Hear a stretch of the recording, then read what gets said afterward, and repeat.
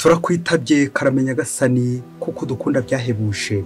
Ku izina ry'Imana Data na Mwana na Roho Mutagatifu, amen. Amahoro bana b'Imana, ni muhumure, Imana iradukunda, igiye kutugira neza kuri uyu wa gatatu w'icyumweru cya 12 mu byumweru bisanzwe, tariki 28 Kamena 2023, ubwo duhimbaza Mutagatifu Irene wahowe Imana. Isomo ryamenye mu gitabo cy'Intangiriro, umutwe wa 15 umurongo mbere kugeza ku 12, uwa 14 kugeza ku 18. Muri iyo minsi Uhoraho abwira Aburahamu mu nzozi ati, Aburahamu, ntutinye, ndinga bigukingiye, ibihembo byawe bizaba byinshi cyane. Aburahamu aramusubiza ati, Nyagasani Imana wampa iki? Ngewe ngiye gupfa nta kana, kandi uzanzungura n'Eliyezeri w'i Damasi. Ati, dore nta rubyaro wampaye, none ngiye kuzungurwa n'umwe mu bagaragu banjye. Uhoraho niko kumubwira ati, ntago ari uzakuzungura, ahubwo uzakuzungura nuzaturuka mu maraso yawe. Nuko Uhoraho amujyana hanze aramubwira ati, ubura amaso urebe hejuru, maze ubare inyenyeri niba ushobora kuzibara. Nuko aramubwira ati, dore ni kuri urubyaro rwawe ruzangana. Aburahamu yemera Uhoraho, bituma amubonamo ubutungane. Aramubwira ati, Uhoraho gukuye muri Uri y'Abakalideya kugira ngo nzakugabire iki gihugu. Aburahamu aramusubiza ati, Nyagasani Imana, nzabwirwa n'iki ko nzagitunga? Uhoraho ati, jya kunshakira inyana y'imyaka 3, uzane n'ihene y'imyaka 3, isekurume y'intama y'imyaka 3, hamwe n'intungura n'inuma. Aburahamu amuzanira ayo matungo yose, ayasaturamo kabiri, igisate kimwe akirambika imbere y'ikindi, ariko inyoni ntiyazibaga cyo. Inkongoro ziza kurya izo ntumbi, Aburahamu arazirukana. Izuba rigiye kurenga, Aburahamu afatwa n'ibitotsi, arasinzira, araheranwa. Ubwo buramutaha ari bwinshi, abutewe n'umwijima w'icuraburindi.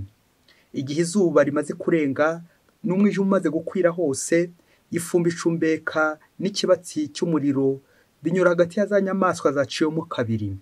Uwo munsi Uhoraho agirana amasezerano na Aburahamu muri aya magambo ati, iki gihugu ngihaye urubyaro rwawe. Iryo ni ijambo ry'Imana.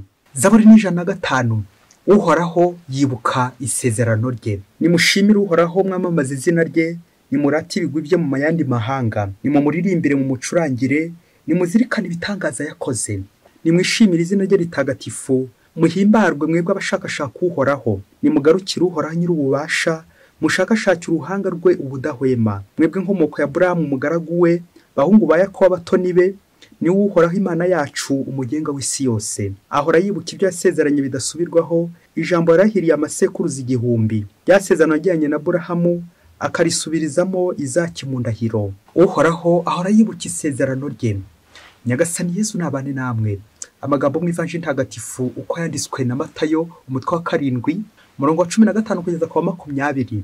Muri icyo gihe abigishwa bari bateranira iruhande rwa Yesu ku musozi, maze arababwira ati, muritondere abahanurabinyoma babasanga inyuma basa n'intama, naho imbere ari ibirura by'ibihubuzi. Muzabamenyera ku mbuto bera. Hari usoroma imizabibu ku mahwa, cyangwa se imitini ku mikeri? Burya igiti cyose cyiza cyera imbuto nziza, naho igiti kibi kikera imbuto mbi. Igiti cyiza ntigishobora kwera imbuto mbi, n'igiti kibi ntigishobora kwera imbuto nziza.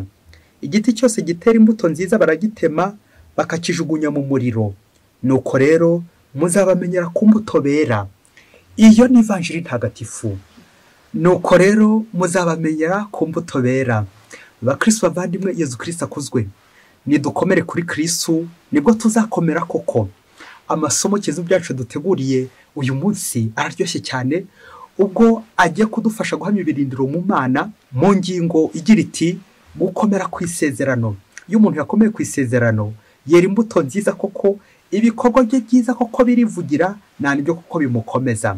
Gukomera ku isezerano, turaza kubona ko umuntu ukomera ku isezerano yitwa indahemuka, akanitwa nanone umuhanuzi. Naho udakomera ku isezerano yitwa umuhemu, akanitwa nanone umuhanurabinyoma. Rero nawe uze gucunga niba izina rimwe muri aryo waba ufite, niba uri umuhemu cyangwa niba uri indahemuka, niba uri umuhanurabinyoma cyangwa niba uri umuhanuzi. Gukomera ku isezerano bita umuhanuzi umuntu wese uvuga ariko akavugira Imana. Naho umuhanurabinyoma nuvuga avugira Imana ariko ntakorera Imana. Byombi biratandukanye. Bombi nuko cyo bahuriyeho nuko bavugira Imana, ariko bombi ntago bakorera Imana. umuhanuzi avugira Imana kandi agakorera Imana, naho umuhanurabinyoma we avugira Imana gusa gukarimi, ariko ibikorwa bye bikagira bite? Ibikorwa bye bikaba biri guhakana Imana, ibikorwa bye bikaba biri kuyobya, bikaba biri kuyoborera abana b'Imana ikuzimu. Amasomo rero arimo umuhanuzi, arimo ndetse n'umuhanurabinyoma, arimo umuhemu, arimo n'indahemuka. Uze kwibaza uruhande uriho. Niyo mvugo igira iti ukora nk'umwana ariko ukarya nk'umuntu mukuru, uwo ni umuhanurabinyoma. Naho umuhanuzi we arya nk'umwana agakora nk'umuntu mukuru. Amen. Mu isomo rya mbere ryo mu gitabo cy'intangiriro twabonye Aburahamu n'Imana bakorana isezerano, bigatwigisha ko Imana ikorana isezerano, bigatwigisha icyizere Imana igirira muntu. Aburahamu nk'uhagarariye abantu, Imana ikajyana isezerano. Twebwe Imana iratwizera, ariko twebwe icyacu tukaza kuyitamaza. Aburahamu rero turaza kumubona uyu munsi koko ajyana isezerano y'Imana, agakomeza kuba indahemuka. Nguwo umuhanuzi koko ukomeza kuba indahemuka, agakomera ku isezerano. N'Imana koko ikamuhereza n'ikimenyetso. Mu gihe Aburahamu yari yihebye avuga ati koko ninde uzanzungura, koko nzakuraho urubyaro, koko bizagenda bite? Ariko Uhoraho aramwizeza ko azamuha urubyaro wo mu maraso ye, ariwe Izaki, ndetse bakanajyana n'ikimenyetso. Imana igakorana Aburahamu ikimenyetso cy'igitambo. Ibizashushanya nanone igitambo cya Izaki, gishushanya nanone igitambo cya Yesu Kristo.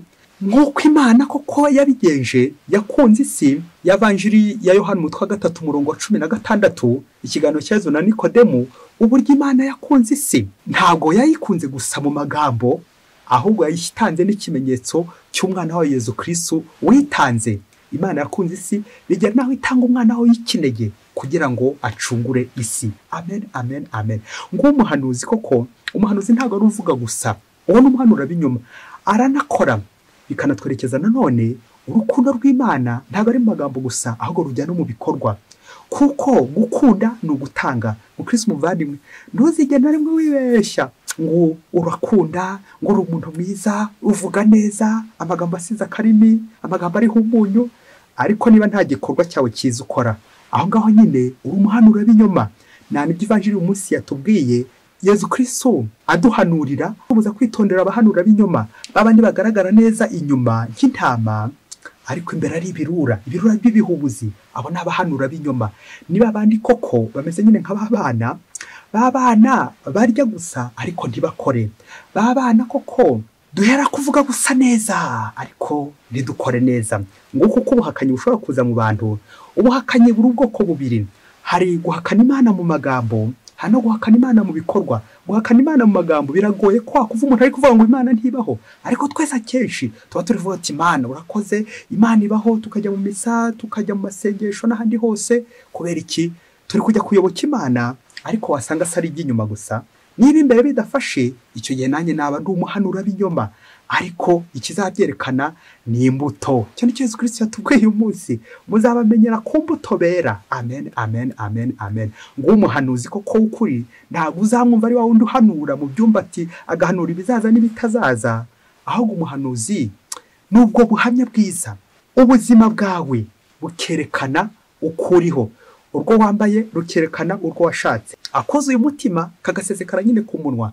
Ngaha amasomo y'uyu munsi koko ntabwo bihagije kuvuga gusa, ahubwo se ukora iki? Ntabwo bihagije kuza mu kiliziya nkarambara mu ngaba koko ndi umukuru w'idini, ngaba koko nsenga, mpora mu rusengero, mpora mfukamye. Ntabwo ibyo bihagije. Ahubwo se nyuma y'uko nsohotse mu kiliziya, ubuzima bwanjye bujya kuvuga Yezu, ubuzima bwanjye bujya guhamya Imana, ya Mana twasezeranye, kwakira ijambo ry'Imana mu misa, nkongera ngahabwa ukarisiya koko tugasezerana n'Imana. Burya buri munsi umuntu agirana amasezerano n'Imana. Igihe cyose watangiye kumva Imana, burya mu muri gusezerana. Igihe cyose wahawe Yesu Kristo, mu muri gusezerana. Noneho se iyo ugeze mu rugo rwawe, ya masezerano urayakomeraho cyangwa umuhemu? Hari abantu benshi cyane babaye abahemu. Mujya gusezerana n'umuntu mu kiliziya, mu rusengero, ariko mwarangiza gusezerana uti birarangiye, ugahita umukwepa, ugahita ugenda. Ubwo ni ubuhanurabinyoma, ubwo ni ubwambuzi, ubwo ni uburura. Urikurura nyine, utangira urira mugenzi wawe, kandi ko mwasezeranye ko muzabana akaramata, mwasezeranye ko mutazahemukirana, none koko ugiye kubicamo. Sasa ni injustice. Ubwo ni ubuhemu, ubwo ni ubuhendanyi. Ese twebwe imbuto zacu zihura koko n'amagambo tuvuga? Bishatse kuvuga ibikorwa byacu bihura n'amagambo tuvuga cyangwa birahushanyije. Twivugira nabi bikaza kurangira koko no gukora nabi bitabuze. Twivugira neza ariko tukaza kugera dute tukaba turi gukora nabi. Dukorera Imana ku manywa, tukaririmba, tukajya muri korari, tukumva ijambo ry'Imana ku manywa, ariko nijoro tukajya hehe? Tukajya kwa sekibi, tukajya gukora sekibi nawe. Bakristo bavandimwe, nidukanguke tube maso maze koko duhanure. Guhanura kuba indahemuka buri munsi, kuko buri munsi ko tujyana isezerano n'Imana, uko nawe ukikiza uti amen, nyagasani ndabyemeye, turasezeranye, nakumvise, niyemeje umunsi ko ngororokera, niyemeje umunsi ko ntojya gusubira muri biriya, niyemeje umunsi ko ntojya gusubira muri bucakara, mu buraya, mu businzi, mu busambanyi, mu bikorwa bibi by'amahabara, mu bikorwa bibi bidahuyesha ikuzo n'icyubahiro, sinzojya kubisubiramo. Yezu Kristo ubundi nibera uwawe. Ngiye gisezerano umukristo agomba kugira buri munsi. Umukristo muvandimwe, nujya kuryama ujye ubanza urebe ibintu byose utatunganyije, ubundi ubwire nyagasani uti nyagasani sinabikoze, ariko ejo niyemeje kutazasubira, maze ko kwereke nyagasani ubuzima bwawe abari uyobora, maze ko mukomeze musezerane buri kanya ukagirana isezerano n'Imana.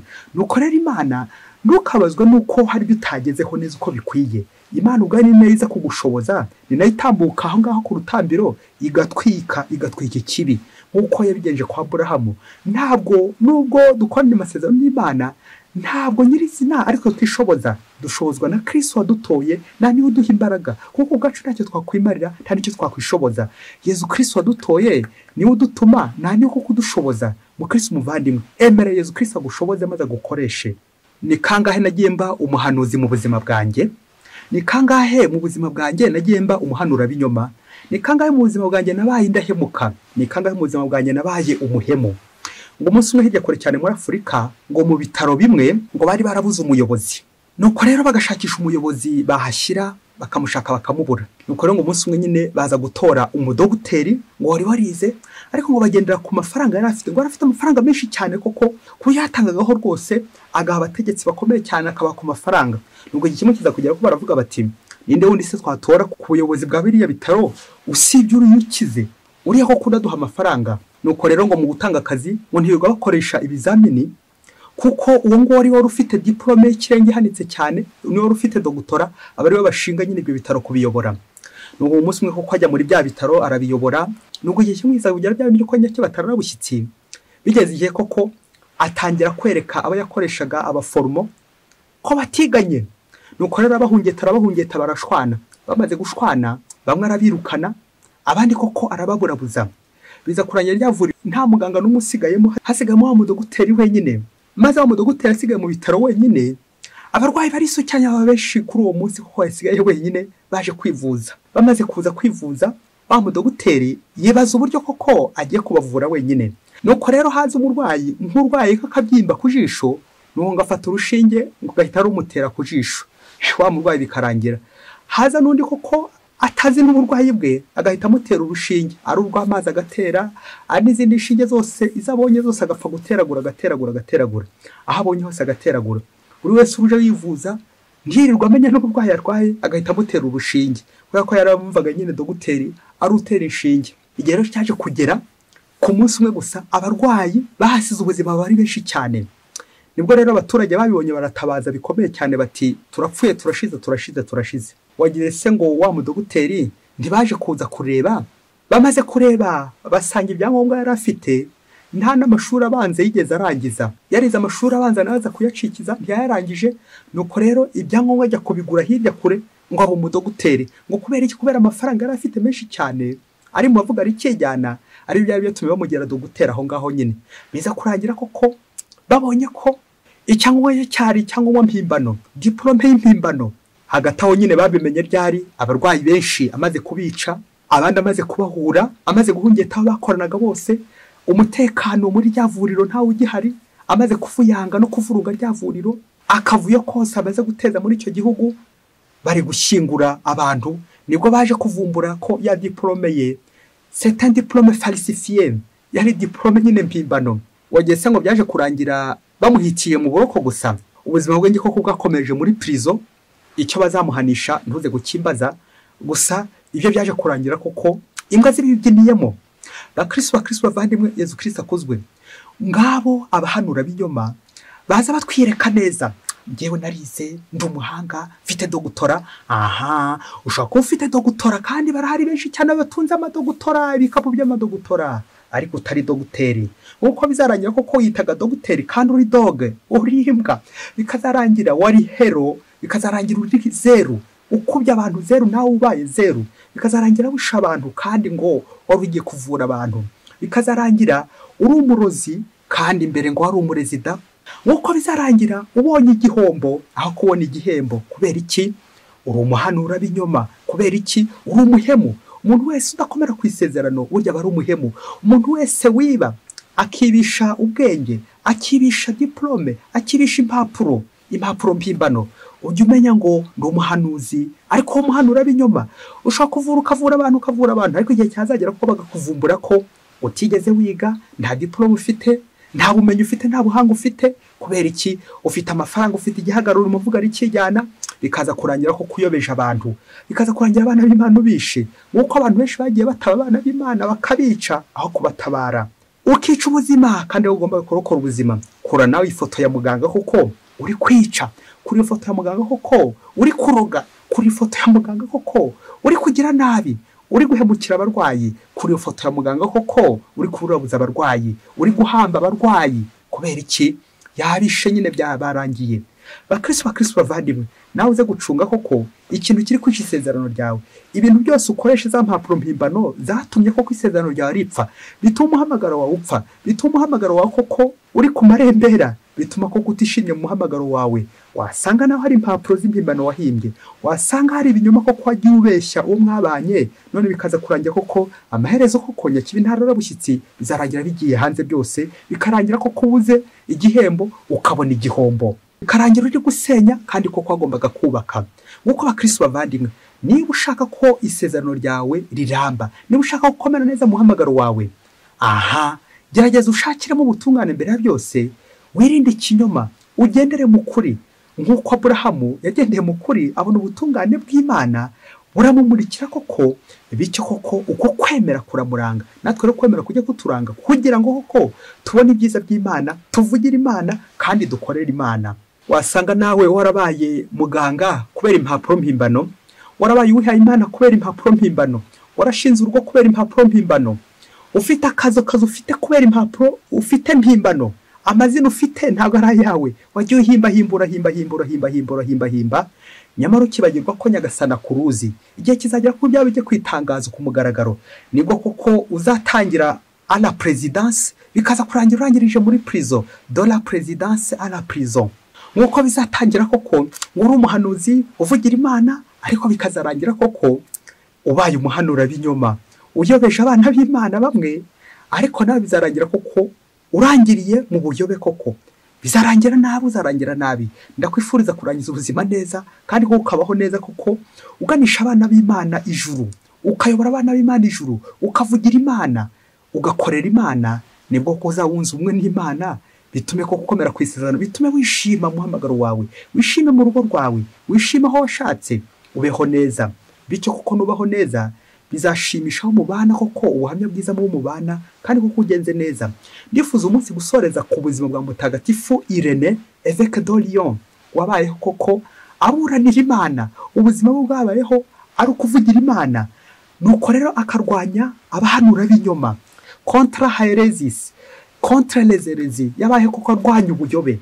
Nicyo koko tugiye kumwibukiraho. Ndasoreza ku nterero ebyiri za mutagatifu Irene koko zitwereka koko uburyo yayoboye abantu ku Mana, n'uburyo koko yarwanyije abahanurabinyoma babahemu, babandi bahemuka ku isezerano. Ya mbere ikagira iti Dieu s'est fait homme pour que l'homme se fasse Dieu, ngo Imana yigize umuntu kugira ngo umuntu nawe koko amere nk'Imana.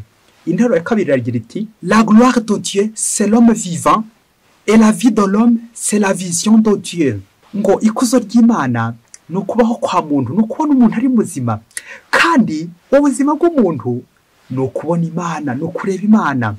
Amen, amen, amen, amen. Muyobozi, mutegetsi, mukristo muvandimwe, ujye uzirikana ko ubuzima bwacu hano ku isi ariko tugomba kureba Imana. Niryo sezerano dufitanye n'Imana, twaremeye kuzajya mu ijuru. Ubuzima bwa hano ku isi n'ugutegurira, n'ubuntegura nawe ukagutegurira iki? Ijuru. Bityo tukazabona igihembo cy'ijuru twaragikoreye, twareze imbuto nziza hano munsi, zizadufasha ko kugororokera Imana mu butungane n'igisezerano dufitanye n'Imana. Urikomereho buri munsi, ubindahemuka buri munsi, ubindahemuka buri munsi, ubindahemuka buri munsi, maze koko Nyagasani agushoboze, twese dushoboze gukomera ku masezerano ye. Yesu abatizwa muri Yorodani, dusaba inema yo gukomera ku masezerano y'abatisimu. Irene Mutagatifu udusabire buri munsi. Mwese Imana ibahe umugisha. Imana Data na Mwana na Roho Mutagatifu. Amen. Padiri Masumbuko Ladislas wa Diyosezi ya Cyangugu.